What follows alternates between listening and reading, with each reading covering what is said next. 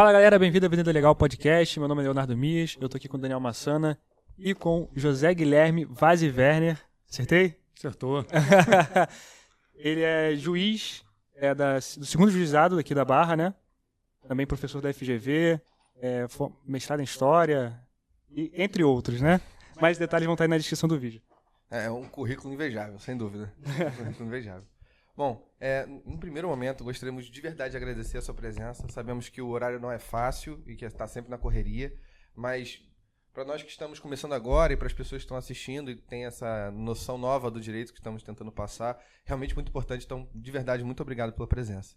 Eu que agradeço, se me permitem já começar. Eu agradeço bastante o convite feito pelo Ian. Agradeço ao Leonardo e ao Daniel pela oportunidade. E é um prazer estar aqui colaborando com essa iniciativa de vocês, que eu acho sensacional, para divulgar o direito e para facilitar e traduzir algumas mensagens jurídicas para o público em geral. Vocês estão de parabéns, então é um prazer estar aqui. Muito obrigado. Maravilha. Antes de mais nada, pessoal, vamos agradecer aqui o nosso patrocinador, a S Confeitaria, que sempre está disponibilizando os biscoitinhos, e também o doutor, que disponibilizou um livro bem legal para a gente aqui, de 2018, mas bem atualizado, né? Não teve tantas... Algumas coisas, mas o destaque desse livro, na verdade, é o professor Silvio Capanema de Souza, infelizmente falecido em 2020 por conta de complicações da Covid. Professor que foi, de todos nós, um mestre do direito civil, foi desembargador, vice-presidente do Tribunal de Justiça do Rio de Janeiro, e é sempre importante lembrar toda a contribuição que ele deu, não só para o direito civil em geral, que era um craque, mas para o direito do consumidor também, especificamente. E também com a ajuda, com a colaboração e com a coautoria do professor Tiago Neves, também um renomado professor de direito civil e do consumidor. Obrigado por você fazer referência que é isso, eles, maravilha. Isso vai ser um presente de destaque na nossa... Vai estar na futura biblioteca. Bom, vamos falar hoje sobre Juizado Especial Civil, né? Que foi um meio... Como é que eu posso dizer? Um sistema que foge do procedimento comum, né? Que veio com a Lei 9.099 de 95. Se o senhor pudesse explicar mais ou menos como foi como o contexto histórico para o surgimento da necessidade desse novo procedimento, para a gente começar a discussão. Essa pergunta, acho que a gente precisa assim, de uns 3 dessas entrevistas para completar, mas eu posso resumir com o maior prazer. Na verdade, a Lei 9.099 de 95 é uma lei que cumpriu uma determinação da Constituição de 88, que, por sua vez, abraçou uma experiência que havia se iniciado em 84 com os juizados de pequenas causas. Como é que começaram esses juizados de pequenas causas? Eles começaram aqui no Brasil com a iniciativa de alguns juízes que ficavam angustiados com aquela demora no processo civil tradicional e, para alguns casos de menor complexidade, se prestaram, disponibilizaram seu tempo após o expediente forense para atender certas demandas com uma informalidade e tentar solucionar esses problemas, primeiro com conciliação e depois, não havendo possibilidade de acordo, chegando a decisões junto com os réus, geralmente empresas que prestavam serviços ao público em geral, fornecedores de produtos e serviços. Então, essa experiência desses juízes no Rio Grande do Sul e em outros estados também, aqui no Rio de Janeiro, foi muito bem recebida. E a partir daí, isso se conjugou com os esforços, na época do governo João Batista Figueiredo, cujo ministro Hélio Beltrão tinha um programa de desburocratização. E essa experiência dos juizados de pequenas causas, ela encaixou muito bem nesses objetivos do programa de desburocratização do governo federal. E inclusive, foi pensado como alguma coisa que deveria ser regulamentado. Daí veio a Lei de 84, que criou os juizados de pequenas causas. Eles passaram a funcionar com uma base legal. E, a partir daí, a experiência foi tão bem sucedida que o Constituinte de 88 incorporou na Constituição essa experiência por meio dos juizados especiais cíveis, com esse novo nome agora, né? Juizados especiais cíveis. Mas, basicamente, eles são os juizados de pequenas causas com algumas vantagens, algumas melhorias. Principalmente o fato de poder ser executadas as decisões, as sentenças no próprio juizado, coisa que os juizados de pequenas causas não permitiam. Então, assim, o que é importante, a meu ver, o que é assim, relevante nos juizados especiais cíveis, é que eles permitem, no processo cível, né, uma alternativa muito importante para aquele procedimento tradicional e moroso, e cheio de recursos, cheio de desvios no processo. O juizado trouxe um procedimento simples, célere, concentrado, né, sem recursos a toda hora, que, de certa maneira, tem dado certo, né? Tem alguns problemas, mas tem dado certo. Então, acho que a grande vantagem do juizado é isso, é se mostrar um órgão diferenciado que permite um processo mais simples, mais célere, que até mesmo dispensa, se possível, né, os advogados. As pessoas podem, por si sós, propor as suas ações nos juizados, pelo menos até 20 salários mínimos. O Daniel falou aqui alguma coisa que me chamou a atenção, que foi do sistema, né? Nós, juízes dos juizados especiais, nós consideramos que a Lei 9.099, ela criou não só um procedimento, que é esse procedimento célere, concentrado, diferenciado, mas também um órgão específico para cuidar desse procedimento. E o conjunto desses órgãos, eles formam um sistema. E por que a gente usa essa palavra de sistema? Porque a gente quer fazer com que esse sistema, esse conjunto desses órgãos, eles fiquem diferenciados e não tenham comunicação com as varas comuns. De modo que não pode haver, por exemplo, declínio de competência. Então, são diferenças que nos fazem ver os juizados como algo que tem que ser realmente diferenciado. Então, um dos esforços dos juízes dos juizados especiais, por vários canais, aí, por exemplo, os encontros dos juízes dos estados, não sei se vocês já ouviram falar no FONAGE, Fórum Nacional dos Juizados Especiais. Os esforços dos juízes são sempre no sentido de tentar mostrar para o público em geral, para os advogados e partes em particular, e para os próprios juízes, né, que estão ingressando na magistratura, que o juizado especial tem que ser visto como algo realmente diferente, um sistema próprio, que não pode ser, vamos dizer assim, sem querer ser preconceituoso, mas sem ser contaminado por aquelas práticas, por aqueles vícios do processo civil tradicional. Então, basicamente isso. O doutor falou sobre a possibilidade da própria pessoa entrar com uma ação sem necessariamente estar acompanhada de um advogado. Isso. Qual que é a principal diferença de quando a pessoa, ela com a própria vontade, ingressa com a petição inicial no juizado, para quando a pessoa está acompanhada do advogado? E até onde ela pode atuar sozinha? Se no caso de eventuais recursos, um recurso nominado, por exemplo, há necessidade da... Muito bom. As pessoas físicas capazes podem propor ação no juizado até 20 salários mínimos, por si sós, independentemente da assistência do advogado.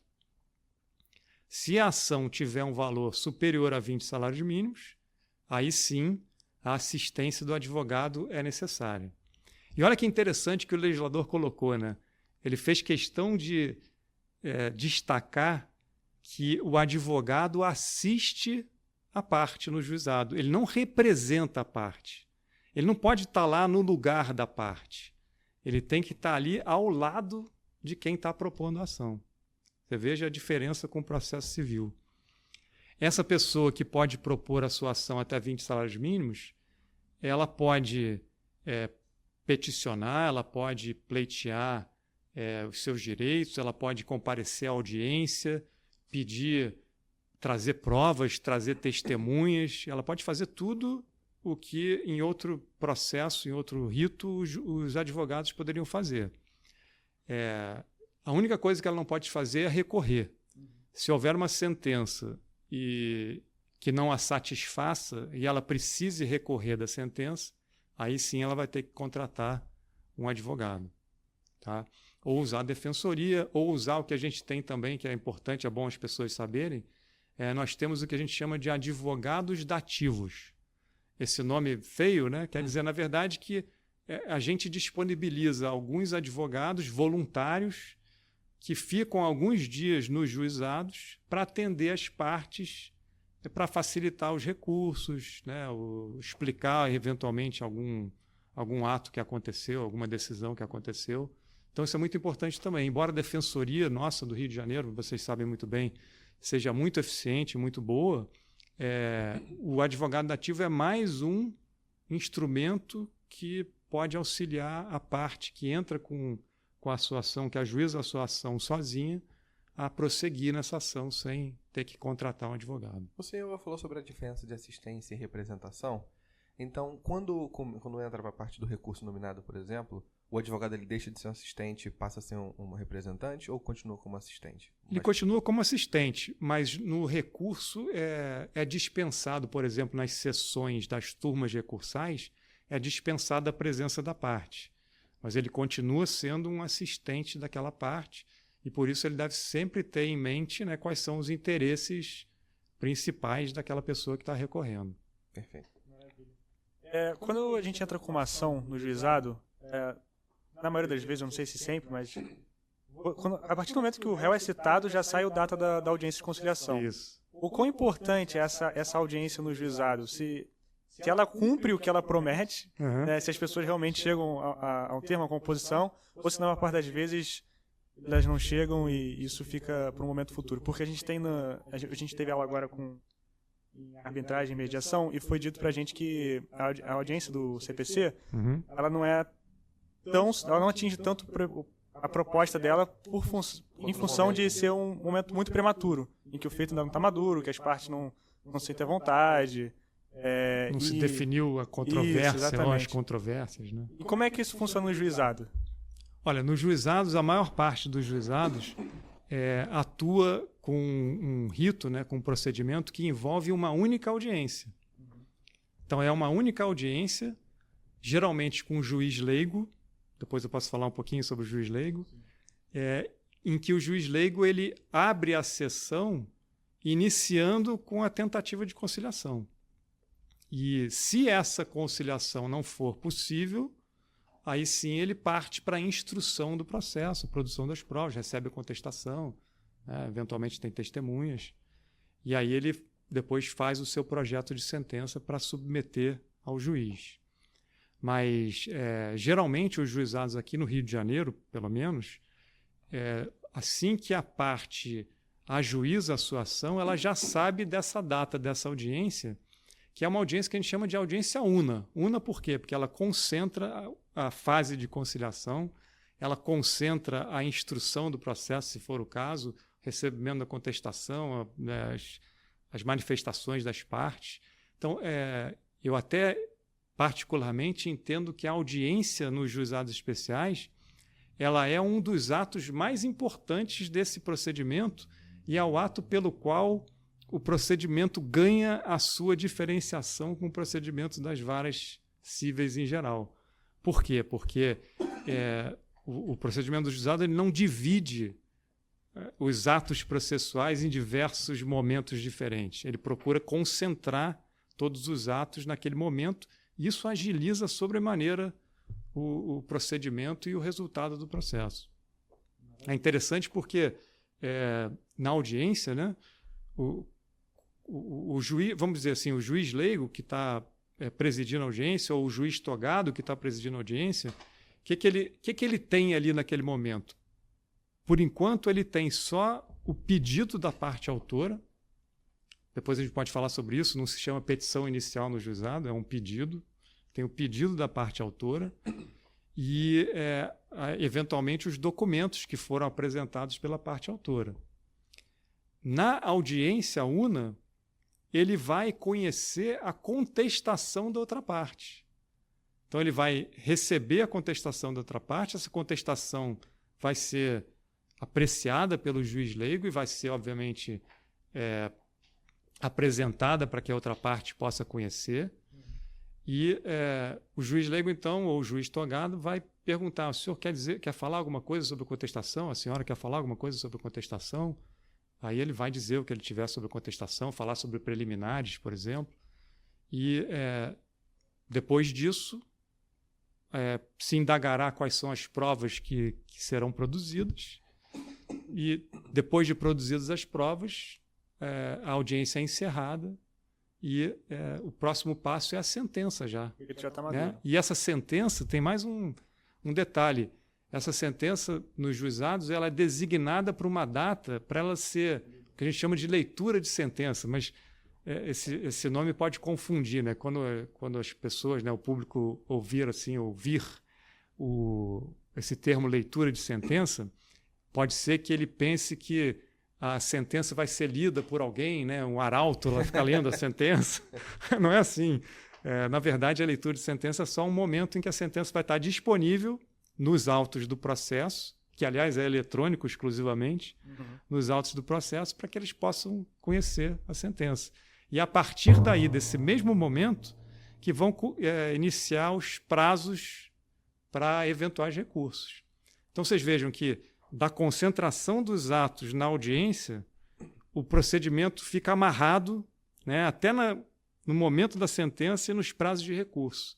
Isso agiliza muito o andamento do processo. Você falou sobre a leitura de sentença. Imaginei um cara de sobretudo com capuz, né? Puxando aquele rolo de pergaminho, dando essa sacudida, né? Todo isso, na porta do fórum lá esperando. Tocando aquela trombeta, né? Isso seria uma coisa bem interessante acontecer no fórum da Barra, imagina. O cara em cima daquela passarela. Quem sabe, né? Vamos sugerir essa ideia lá. Quando a gente fala de juizado também, a gente tem que... São feitos de pouca complexidade. Então, existem algumas limitações do juizado. Se o senhor puder listar alguma delas, como, por exemplo, não tem perícia, e o motivo dessas limitações, né?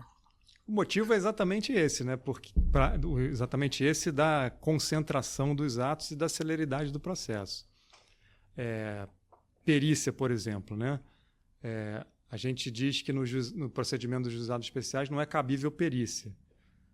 O que não quer dizer que não caiba uma prova de natureza técnica, né? Que desde que seja trazida de fora e vai ser valorada pelo juiz de acordo com os outros elementos dos autos, e pode trazer, por exemplo, uma testemunha que seja um técnico sobre aquele caso que está sendo envolvido. Uma vez eu já trouxe um médico de laboratório para falar, já há muitos anos atrás, para falar sobre um exame que foi apresentado pela parte, que diz que havia um erro no exame e tal. Eu pedi a um amigo meu, que era médico, para comparecer para prestar depoimento. É uma forma de produzir uma prova técnica. Agora, prova pericial mesmo, o que é a prova pericial? É aquela prova em que o juiz nomeia um perito, as partes vão poder escolher assistentes técnicos, vão ser formulados quesitos, vai ser feita a quesitação. Olha isso não cabe naquele processo simples, concentrado do juizado. Por isso que não dá para admitir. E aí, para evitar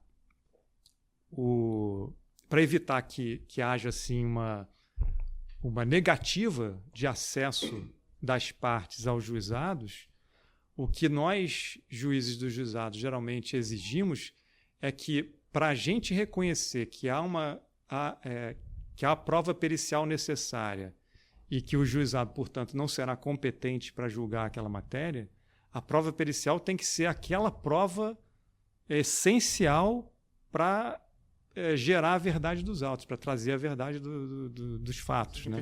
Tem que ser imprescindível. Isso aí. Eu tinha falado também sobre a impossibilidade de um juizado para uma vara civil, mas também não é possível de um juizado para outro. Também não. Os sistemas são estanques, como nós dizemos. Né? Outra pergunta também, que eu não sei se está muito correto, mas é um negócio que eu pensei vindo para cá, é que o juizado ele surgiu num momento que a gente precisava de um procedimento mais objetivo, menos complexo, visando a justiça célere. Mas em função dessas características, pelo menos eu percebo às vezes, a gente acaba afogando o judiciário, porque qualquer motivo vai bater nas portas do juizado. Qualquer insatisfação, qualquer desabor, o que não sei nem como formular a pergunta, mas o que é realmente considerado... Qual seria esse limite no juizado do que realmente é matéria jurídica, o que realmente precisa acionar o Poder Judiciário? Porque por ser uma ferramenta mais acessível para qualquer um, às vezes a pessoa pode confundir, pode achar que qualquer motivo é juizado na discussão de valores pequenos, por exemplo. Se eu puder falar sobre um pouco, eu não sei se ficou muito objetiva a pergunta. Não, perfeita a pergunta. Acho que eu entendi perfeitamente. Se eu não entendi, depois você reformula aí. Mas eu vou responder começando a contar um caso que aconteceu recentemente. Um sujeito ajuizou uma ação para pleitear a restituição em dobro, ou a restituição, não me lembro, dos valores que ele pagou para joguinhos de celular que ele havia adquirido da operadora, com base no artigo 49 do Código de Defesa do Consumidor, que é o direito de arrependimento. Valor de R$40 ao todo. Então, o problema é que, até por determinação constitucional, o judiciário não pode negar a prestação jurisdicional para quem o procura. E os juizados especiais cíveis são gratuitos, em primeiro grau de jurisdição, né? Se alguém quiser recorrer, vai ter que pagar as custas. Mas até a sentença de primeiro grau, os juizados são gratuitos. A parte não precisa pagar nada para ingressar com a sua ação. Então, isso também incentiva as pessoas a procurarem o que muitas pessoas chamam de aventuras jurídicas, né? Para tentar obter vantagens pelo juizado. Eu acho que não cabe aos juízes fazer esse juízo de valor, se a causa deveria estar no juizado, deveria estar no judiciário ou não. A gente não pode embarrear nenhum tipo de ação. Então, infelizmente, o juizado realmente sofre esse abarrotamento por conta disso também. Né? Só para dar um exemplo, eu até trouxe aqui, depois, se quiserem, eu posso até disponibilizar aí. Eu trouxe aqui uma estatística do segundo juizado aqui da Barra da Tijuca, mostrando aqui o número de ações que ingressam a cada mês, numa média de 900, 950 ações novas a cada mês. Então, nós temos conseguido, né, julgar muito mais que isso, né, julgar uma média de 1.500 processos por mês, né, que envolvem também processos que já estavam antes, mas o equilíbrio do juizado depende disso, né? Depende de você conseguir julgar o mesmo número, pelo menos, ou mais, do que entram de novas ações. Então, pelo menos até esse momento, a gente está conseguindo, né, alcançar essa equação, ou resolver essa equação. Atingindo esse objetivo. Mas, realmente, há casos em que a gente vê que será que a pessoa não poderia ter procurado resolver isso de uma outra maneira? Mas às vezes também pensa assim, será que ela tem outros instrumentos para resolver isso? Será que os instrumentos estão bem evoluídos como o juizado, estão bem disponíveis como o juizado está? Então, eu prefiro não culpar as partes nessa hora. Tem momentos que você fala, pô, reclame aqui e resolvia. Às vezes sim. Ligar para a ouvidoria resolveria. Agora falando sobre o juiz leigo também, que o senhor tinha dado a oportunidade de comentar. No juizado a gente tem uma figura diferente para ser de julgamento comum, que é o juiz leigo. Qual que é a função dele e o que diferencia essa função dele da função do juiz togado? O juiz leigo, ele é um agente, vamos dizer assim, essencial para o bom funcionamento dos juizados especiais cíveis, né? Os nossos juizados especiais cíveis aqui do Rio de Janeiro tem muitos problemas, né? Mas eu acho que num ponto, o judiciário do Rio de Janeiro pode se orgulhar dos juizados que conseguiu criar de maneira geral, né? Porque eles fizeram muito sucesso, as partes procuram os juizados, as partes, de maneira geral, ficam satisfeitas. Claro que há problemas, né? Sempre, às vezes, alguns procedimentos demoram mais e tal, mas, de maneira geral, os juizados funcionam, né, razoavelmente. Bom, então... E por isso, né, os juizados começaram a receber influxo de novos processos, né, cada vez mais, como nesse fenômeno que você mencionou, né, Leonardo? E até tinha um colega nosso, Flávio Citro, que também é juiz de juizado há muitos anos e muito experiente. O Flávio Cito usava uma frase muito interessante para falar sobre esse sucesso dos juizados. Dizia assim, é o efeito Tostines, né? Vocês conhecem esse comercial do Tostines? Vocês são muito novos, né? Mas o Tostines tinha um comercial que dizia assim, Tostines é mais fresquinho porque vende mais ou vende mais porque é mais fresquinho? E aí ele fez uma elaboração com base nesse comercial sobre os juizados. E se os juizados eles têm sucesso porque eles julgam mais ou eles julgam mais porque eles têm muito sucesso? Então é mais ou menos essa ideia. E chegou uma época na nossa história dos juizados que os juízes togados, que são em número limitado, não conseguiam, né, julgar o número de ações necessárias para manter essa equação básica da qual eu falei. Então, se aqui no segundo juizado da Barra, no primeiro também, porque a distribuição é compatível, chegam 850, 950 ações a cada mês, nos juizados do centro, que eram 7 juizados, chegavam em cada um, em determinado momento, 2012, 2013, 2.500 novas ações para cada um. Os juízes que estavam lá não tinham condições de sozinhos julgar aquilo no mês, né? Era humanamente impossível. Então, aproveitando a autorização da própria Constituição e da Lei 9.099, o presidente do Tribunal de Justiça na época, desembargador Sérgio Cavalieri, resolveu instaurar nos juizados especiais do Rio de Janeiro os juízes leigos. E os juízes leigos eles fazem o quê? Eles vão servir nesse particular para multiplicar a capacidade de julgamento do juiz. Os juízes leigos eles não vão julgar da maneira que eles acham. Se o Leonardo, o Daniel, nosso outro Leonardo ali, o Ian, fossem juízes leigos do juizado, não ia cada um julgar de uma maneira que achasse da sua cabeça. O que eles iam fazer? Eles iam julgar de acordo com os entendimentos do juiz togado, do juiz titular do juizado. Então, é como se fosse uma matriz que é multiplicada pelos juízes leigos. E multiplicada não só no sentido dos projetos de sentença e das sentenças, mas também para a realização das audiências. Os juízes que... Vamos fazer uma conta básica, né? Uhum. Se entram 800 novas ações em um juizado especial cível, e nos juizados especiais cíveis nós já vimos, né, que tudo se resolve a partir da audiência. A audiência é obrigatória, tudo se resolve a partir da audiência. 900 audiências. Então, 800 audiências, 800 processos por mês são 800 audiências. Vamos dividir por quantos dias tem um mês? 20 dias. 20 dias úteis, né? Ah, sim. Por mês. Isso dá o quê? 40 audiências por dia, não é isso? 40 audiências por dia.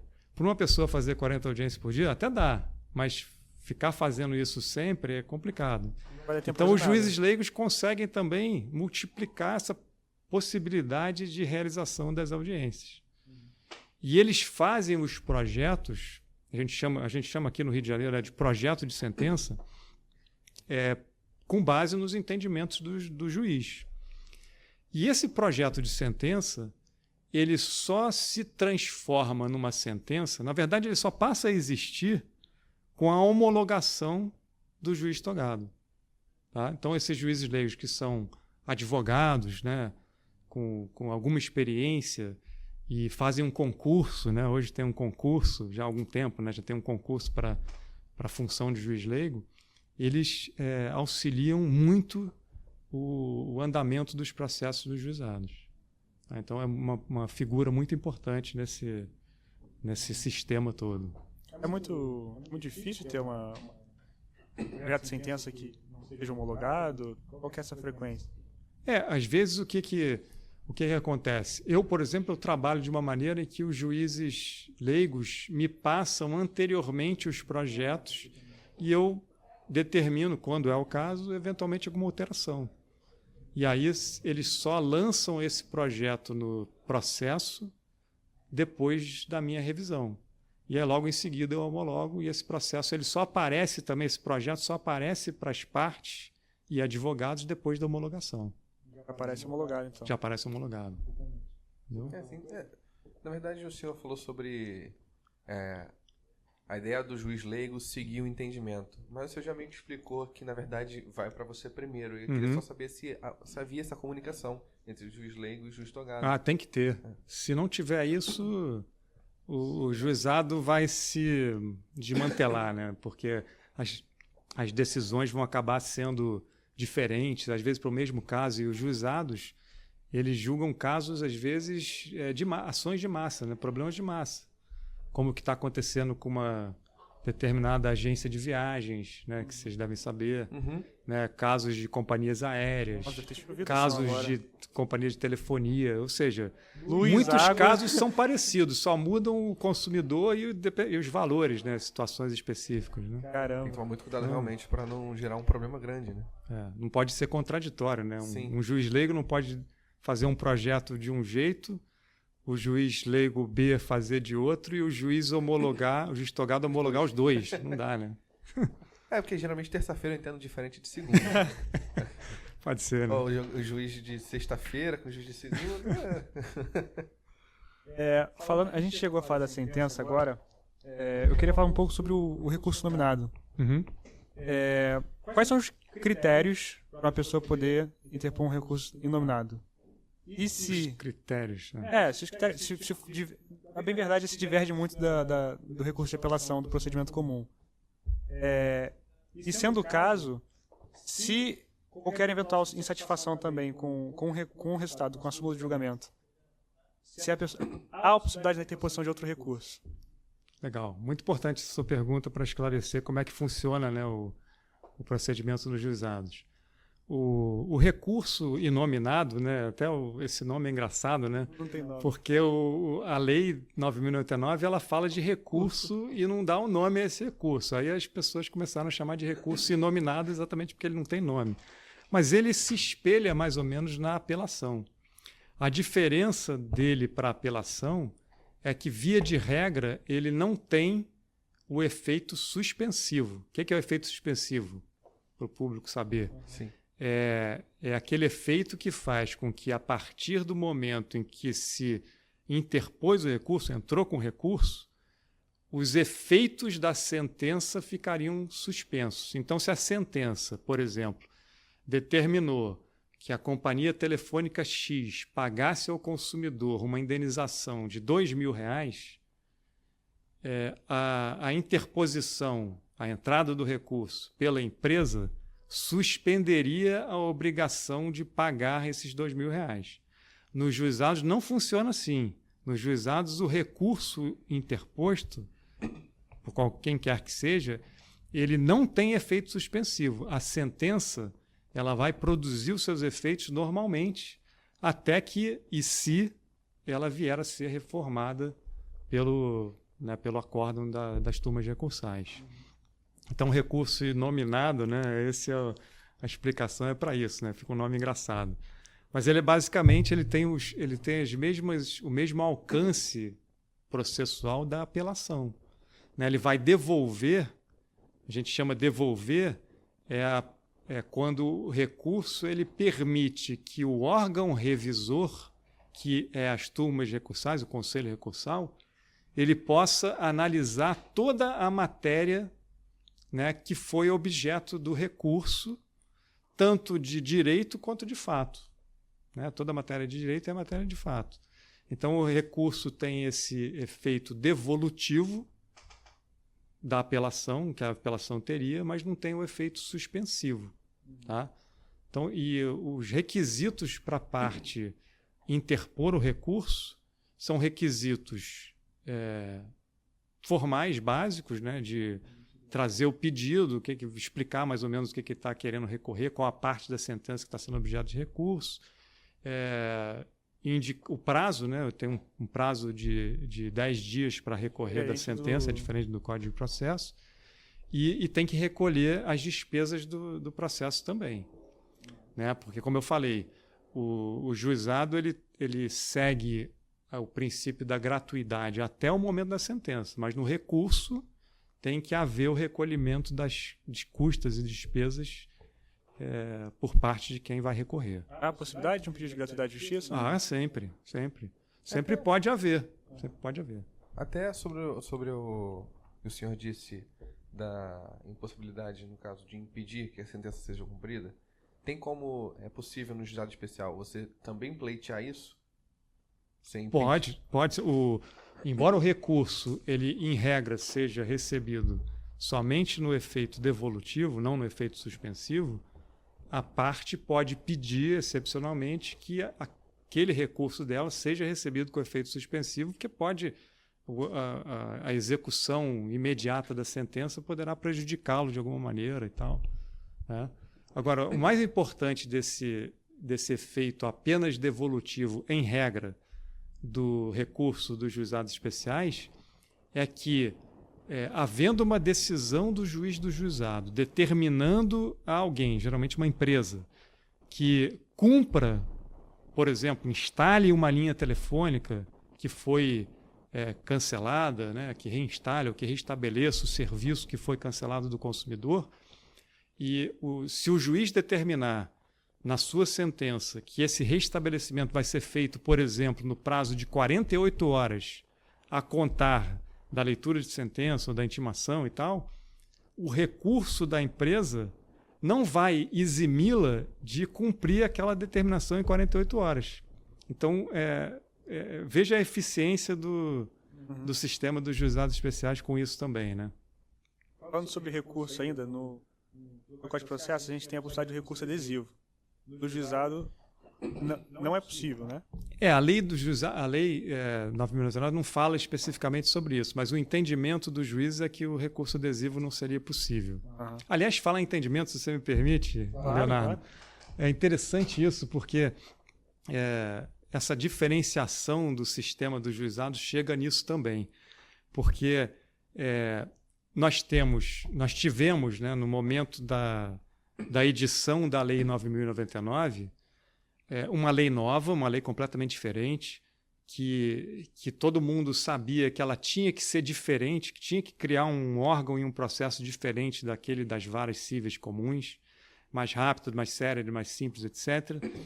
Mas ninguém tinha muitos elementos para fazer isso. Claro que tinha a experiência dos juizados de pequenas causas, mas os juizados de pequenas causas não foram criados em todos os estados, nem todo mundo criou juizados de pequenas causas, a experiência os juizados eram um pouco menores, em menor quantidade. Então, os juízes, né, e o judiciário se viu ali à frente de uma lei nova para aplicar aquela lei e sabendo que tinha que ser diferente, mas só sabendo fazer daquele jeito da vara cível, então os juízes ficaram meio perdidos. O que aconteceu? Olha que foi legal. Os juízes que trabalhavam nos juizados passaram a se reunir periodicamente para discutir as questões mais prementes sobre os juizados especiais cíveis. E aí começaram a haver, tanto a nível do Estado do Rio de Janeiro quanto a nível nacional, encontros de juízes dos juizados especiais. Isso é muito interessante. O FONAGE, ao que eu me referi, Fórum Nacional dos Juizados Especiais, aliás, vai ter um agora no final do mês, tem 2 edições por ano, vai ser em Belo Horizonte.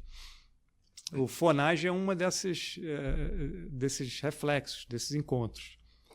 E os juízes, então, aqui no Rio de Janeiro, passaram a se reunir e passaram a definir enunciados para a sua atuação, né? Enunciados para resolver determinadas polêmicas sobre os juizados, para uniformizar certos... Não entendimentos de direito material, não. Entendimentos sobre procedimento. Dúvidas sobre procedimento. E esses enunciados serviam para também poder ser utilizados pelos juízes que ingressavam no sistema para já ter uma linha de conduta, né? Um paradigma, um norte boa para seguir, né? Então, veja só que interessante que hoje em dia nós temos esses enunciados ainda até hoje. Os enunciados são super respeitados pelos juízes dos juizados especiais e eles são o contrário das súmulas dos tribunais superiores.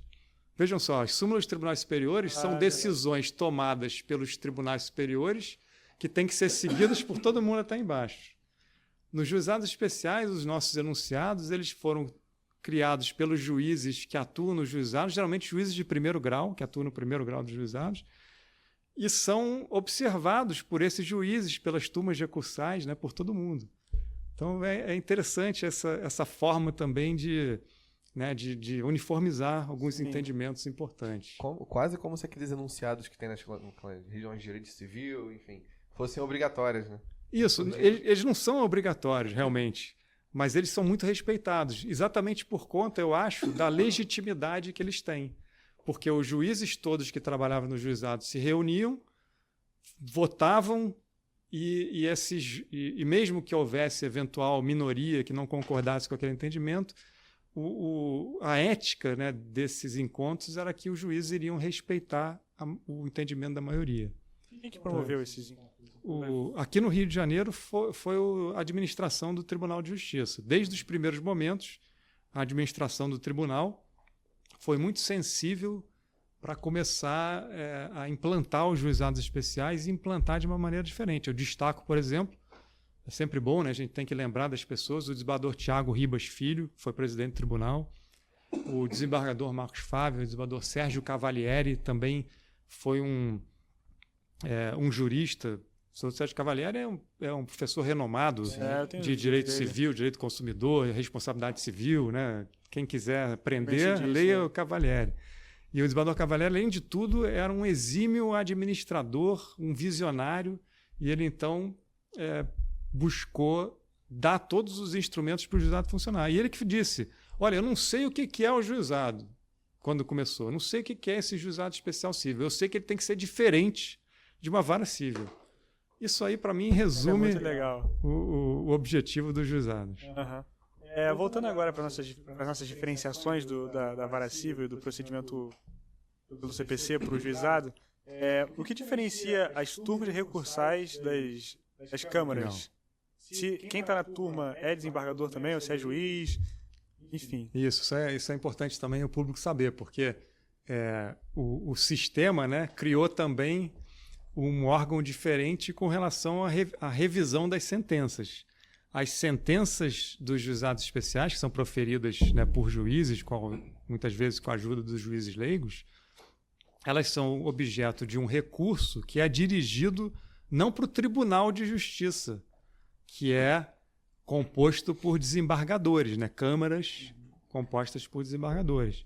Os recursos nos juizados eles são apreciados por turmas de juízes também de primeiro grau de jurisdição. Então, os juízes apreciam os recursos dos seus colegas nos juizados especiais.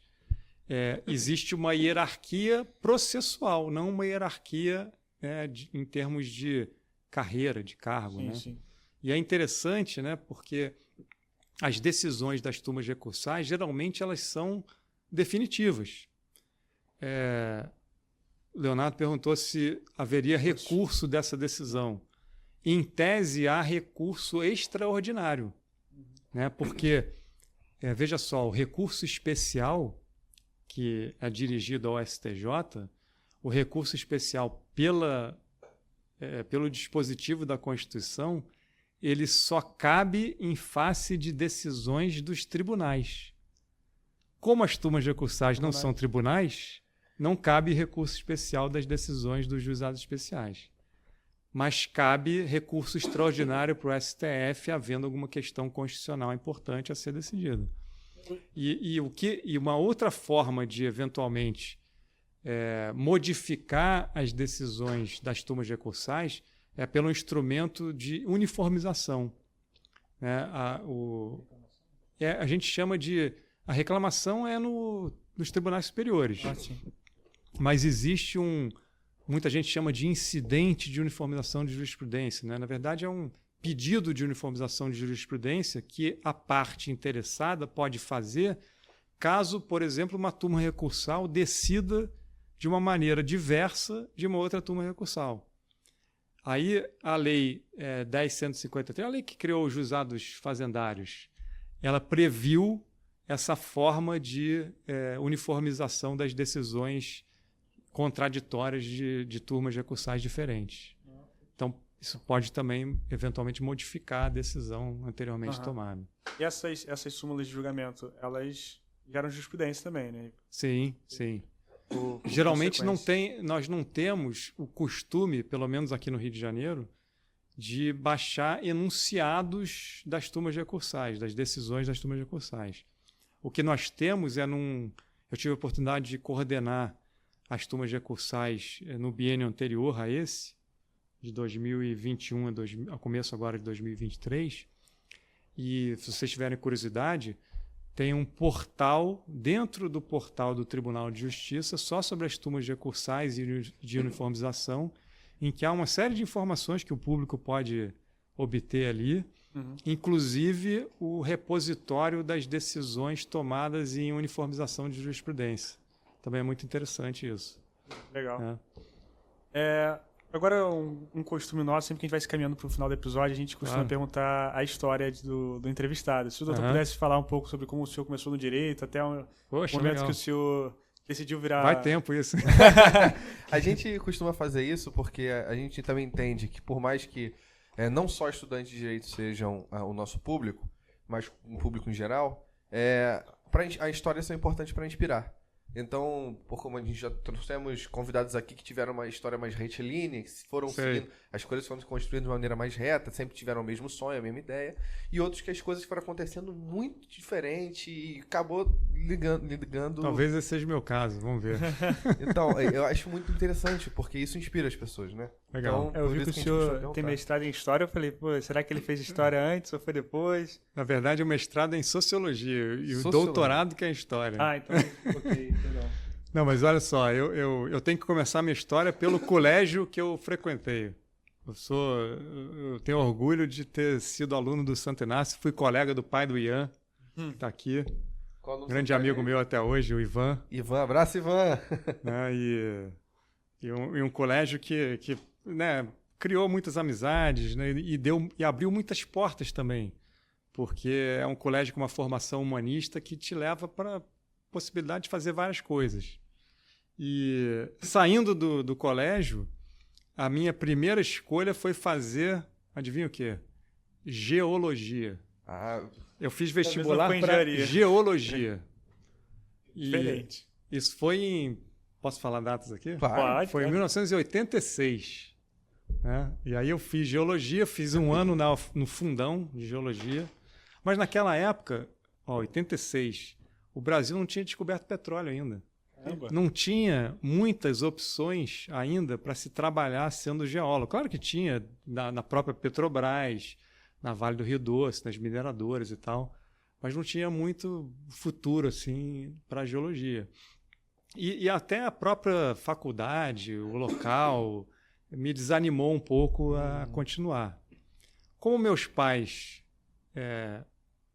eram sábios, minha mãe está viva ainda, é sábia, eles me falaram, olha, meu filho, você pode fazer geologia, segue seu sonho, mas faz um outro vestibular também, porque vai que você desiste, né?